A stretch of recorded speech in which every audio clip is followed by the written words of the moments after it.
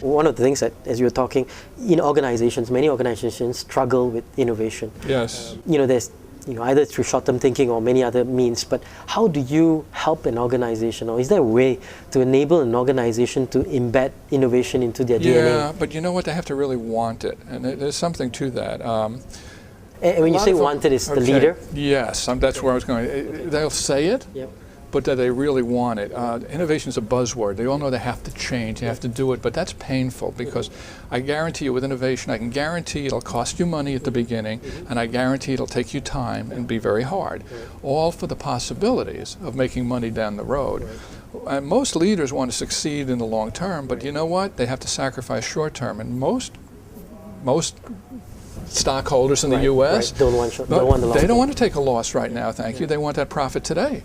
So it's very difficult. The really smart companies are brave enough to try to fight for the long term. Part of my background is psychology, and I also do hypnosis, which don't be worried about it. But when you study the principles of hypnosis, hypnosis really is understanding what people want and how to suggest to them. And the first thing you learn is when a person can be hypnotized, they will ask you, hypnotize me. They accept that they want it. If they say, can you hypnotize me? There's that little bit of doubt. The smarter companies, or the better companies, help us innovate. Not can you help us, not, there's a little hesitancy there. So it's difficult. I think I listened to your talk recently, and I think you're right on. The bigger innovations will happen from the smaller companies, because you don't have the bosses. You have the people that have more to gain than to lose, where the big companies have more to lose than to gain. So I mean, you think entrepreneurship may be actually the new game changer in some way or form? Well, even in the U.S., which we're having a terrible economy, because we haven't innovated. We became short-term oriented for the stock market. So we are getting creamed right now. And we're saying innovation, we're saying change. Obama got in for the change magazine. But the real emphasis has to come with small business, and he's trying to encourage the banks to lend to more small businesses. But you know what? The banks aren't doing it yet. But small business will create the jobs, create the products, and then the leaders can come in and operate. And there's a difference between, they say, the grower and the doer. The entrepreneur is the grower. He doesn't want to do. The doers are not good growers. They want to manage what they have, and they'll do a good job of management. And I don't think there's anybody who can do both really well. You did mention that you're a hypnotist. Yeah. How did that happen, and why do you do that? It was different. Was it just for fun, or is it more of a it was professional? It was actually professional, but I did it at first for fun. I was in a band. Again, it's all just part of creativity stuff. So I was in a band, and we were playing in a resort one day, and a hypnotist opened for us. And it was like, holy mackerel, I want to learn to do that. Because when you're in a band and stuff, you're sort of a showman. You want people to watch you. Well, wow, hypnotist is even better. So I read a couple of books on it, and by luck, I learned out of a book. Okay. I then read that you could have some dangers in it. And then I fell in love with it, went to school. There was a school called the New Jersey Institute of Hypnotherapy. Went to school, learned a little more about how to do it. Still did it in bars and showrooms, but also started hooking up with hospitals and doctors, because the value of it is through the ability to suggest people to people, you could have them cure a lot of things. Most of our sicknesses are because our mind is telling us to be that way. And you mentioned hypnosis is a very valuable principle in hypnosis that we should follow in innovation. The principle, one of the principles in hypnosis is you focus on where you want to go, not where you are. If I wanted to stop somebody from smoking, I would have you focus on, picture yourself the non-smoker, picture yourself healthy, happy, taking a deep breath. I wouldn't tell you, picture yourself quitting. Because you'll be too tied into the past. So you focus on the future. CEOs that have good vision and believe in that and drive their companies are the companies that will succeed. Too many CEOs are worried about, we're not doing well, we're not growing fast enough. They're looking at where they are. They're not looking about, the heck with where we are, where can we go? Big difference. Entrepreneurs aren't anywhere now. They're looking for what they're going to build, which is why they're going to be more successful.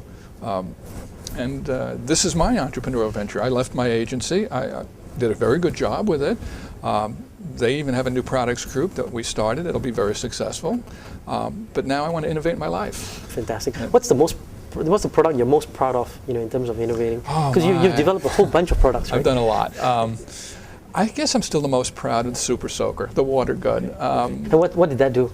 It's the world's leading leisure product. And some people here know it's a big water gun, and if you go to see my speech, you'll see the picture on it, which sounds simple, but it wasn't. It was a type of item that I didn't invent it. I saw it, and the individual was trying to sell it to many different toy companies. Everybody passed it, because a lot of innovation, too, is not looking at the facts. It's imagining what can be. And the fact of the matter is nobody in the U.S. would buy a water gun for over $2. They're little toys. This thing is big, and it would sell for $10, so like 30 ringgits. And nobody would touch it. And the entrepreneur in me and the innovator in me kept saying, why not? What if? And so I took this item, which he had nicknamed the Drencher, and I went to a small toy company called Laramie Toy Company, and my young son was the CEO, and a lot of what ifs, and it's, well, what if we called it something better? What if we put a claim on it that could shoot 50 feet? What if we put it in a great box? What if it's no longer a water gun, it's this? And I still remember him saying, my young son, who said, do you think we could sell 500,000 of these? And I went, oh yeah, because mathematics, I know how many kids there were in America, I know how many kids would probably want to buy it, yeah, no problem. And he said, do you think we could sell 1 million? And I said, yeah, I do. And then he finds, do you think we could sell 2 million? And I said, yeah, but I don't think much more than that. And he said, well, if we do that, you're a hero. And he sold 15 million the first year. Wow. Okay. And it was just a super, super success. So I'm proudest of that. And then I'm proud of little tiny things. I've new ways of advertising that nobody had ever done before. Something that would take a little long to explain, called getting radio personalities to play games on the radio. So people never even knew they were advertising. They thought, hey, did you hear that great game where Sean was playing on the radio? It sounded good. Little innovative tricks like that. And I've come up with new ice creams. I've had new fruit snacks, new foods. Goes on and on. So if we want to learn all your secrets, it's all in this book, right? Yeah, but you know what? They're not all my secrets. I come up with a new one every day. Because innovation's learning, and that's the best part that you talk about. You're always learning. That's what I love about conferences. I'm learning on this conference just from listening to people. But I don't care what tools you have, it's how you use them. You could give me a great piano, you can give me a Steinway, it's going to sound pretty terribly when I play that, terrible, even if I practice for years. If you gave it to Mozart, he'd probably be pretty good. That's what innovation still is, a practitioner. We know how to do it, and others can do it, but it takes practice. And I tell people, it's like joke telling.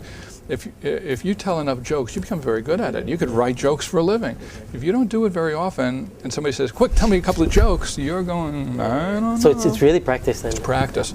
You have to have the talent and the desire, but it takes practice. I mean, no matter how much I practice, I will never be good at technologies because I hate it. Just nope. It's like too much work.